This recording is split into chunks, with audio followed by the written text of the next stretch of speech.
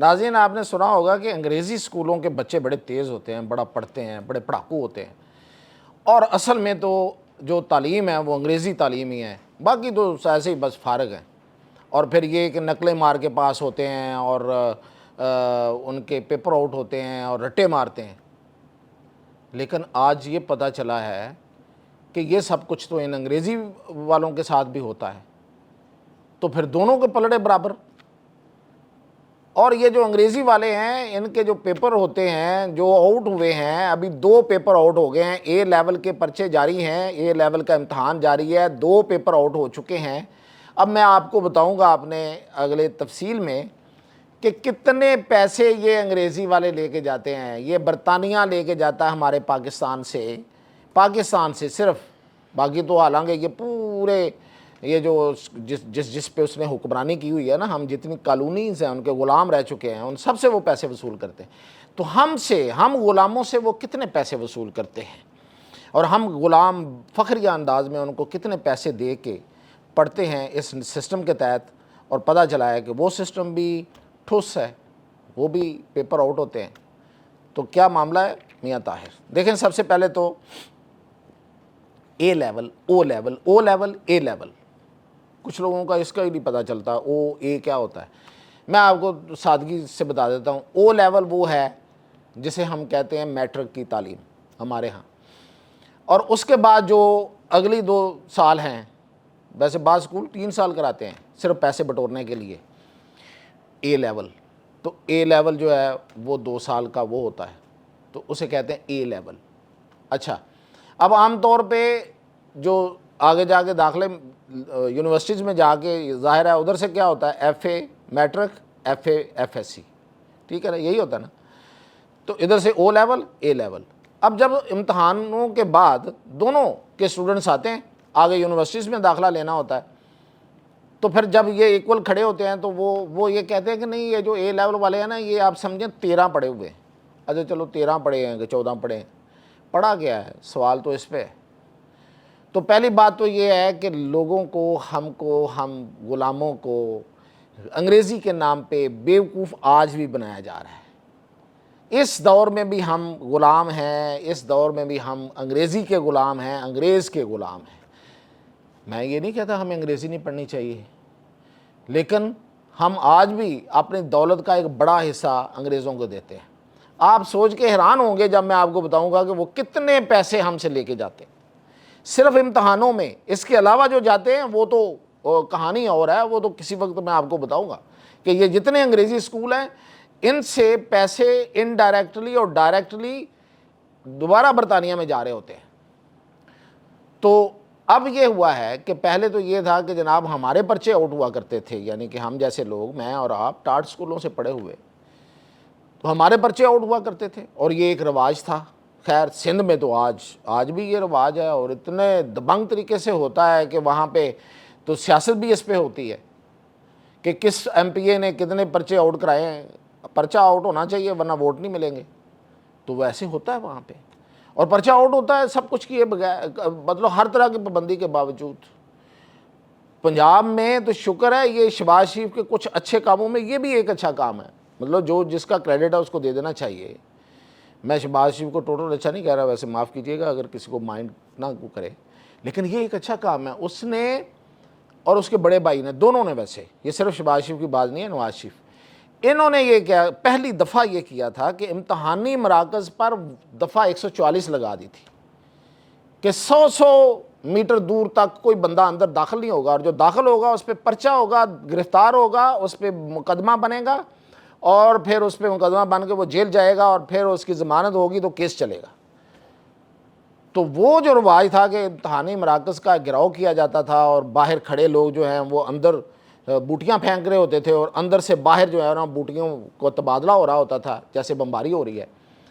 یہ سلسلہ ختم ہو گیا، اور ہمارے دیکھتے ہوئے ختم ہوا، اس میں کوئی شک نہیں ہے۔ ٹھیک ہے، کچھ نہ کچھ چل ہی جاتا ہے اب اتنی سوسائٹی کے برے حالات ہوں تو اس میں یہ بھی ہو ہی جاتا ہے۔ لیکن یہ جو انگریزی اسکولوں والے ہیں، یہ جو برطانیہ کا جو بورڈ ہے وہ ہم سے امتحان لیتا ہے ان بچوں سے یہاں آ کے، تو وہ جو کیمبرج، اسے کہتے ہیں کیمبرج اسکول سسٹم جو ہے، وہ کیمبرج کا جو بورڈ ہے وہ لیتا ہے، اور انہوں نے باقاعدہ بڑا انتظام کیا ہوتا ہے پرائیویٹ جگہوں پہ، پرائیویٹ شادی ہال اور پرائیویٹ جو بینکوٹ ہال ہیں وہاں پہ انتظام کر کے، وہاں سیکیورٹی ایوری تھنگ ٹائٹ، اس کے باوجود پیپر آؤٹ ہو جاتے ہیں۔ اور یہ ہر دفعہ ہو رہے ہیں، اس دفعہ جو ہوا ہے اب تک، ابھی ویسے پیپر چل رہے ہیں، میں ابھی جو ویلاگ کر رہا ہوں تو اس لیے کر رہا ہوں کہ ابھی تو یہ ختم نہیں ہوا، ابھی کو کہتے ہیں اگلا پیپر بھی شاید آؤٹ ہو جائے، ایک اور پیپر۔ تو اب تک پیپر 2 آؤٹ ہو گئے ہیں، ریاضی کا اور بزنس کا، 2 پیپر آؤٹ ہو گئے، ریاضی پیپر 1 P1 آؤٹ ہو گیا اور بزنس کا بھی آؤٹ ہو گیا۔ بھئی یہ جو اتنا بڑا بورڈ ہے اور اتنی مطلب ہمارے آقا جو ہیں ان کا دیا ہوا جو نظام ہے، اس میں ہول کیسے ہو گئے، اس میں سوراخ کیسے ہو گئے، اس میں چوہے کیسے داخل ہو جاتے ہیں؟ اب آپ سنیے کتنی رقم لے جاتے ہیں ہم سے، 30 ارب روپیہ سالانہ پاکستان سے وصول کرتے ہیں، اکٹھا کرتے ہیں 30 ارب روپیہ۔ اور ہماری جو ہائر ایجوکیشن ہے، جو HEC یا ہائر ایجوکیشن کمیشن، اس کا بجٹ آپ کو پتہ کتنا ہے؟ 6 ارب روپیہ سالانہ، اور یہ 30 ارب روپیہ صرف امتحانوں کا، صرف پیپرز کا، یعنی کہ وہ کیمبرج والے پیپر لیتے ہیں۔ اور سسٹم دیکھیں، پیسے یہاں سے اکٹھے ہوتے ہیں، برطانیہ چلے گئے، یہاں پہ ہمارے لوکل ٹیچر، پاکستانی ٹیچر ان کو چیک کر رہے ہوتے ہیں، اور چیک کر کے جو بھی دیتے ہیں، جو بھی رزلٹ ہوتا ہے اس میں بڑے مسئلے ہوتے ہیں، اتنے پھڈے ہوتے ہیں کہ آپ کی سوچ ہوگی، بچے بیچارے کچھ تو خودکشیاں بھی کر لیتے ہیں کہ ایسی مارکنگ ہوتی ہے اس میں۔ اور وہ جو پاکستانی جو لیبر ہے، لیبر ہی ہوئی نا جی، ٹیچر، وہ کتنے پیسے ہوتے ہیں ان کے بھی، یہ جو انگریزی اسکولوں میں، آپ ایسے نہ سمجھیں کوئی پیسے نہیں ہوتے وہاں پہ، کوئی بڑی تنخواہیں نہیں ہوتی، ان میں جو 1-2 بڑے سبجیکٹ ہیں وہ پڑھانے والے اپنے پرائیویٹ ٹیوشنیں پڑھا کے پیسے زیادہ کماتے ہیں، ادروائز کوئی بڑی تنخواہیں نہیں ہیں ان اسکولوں میں،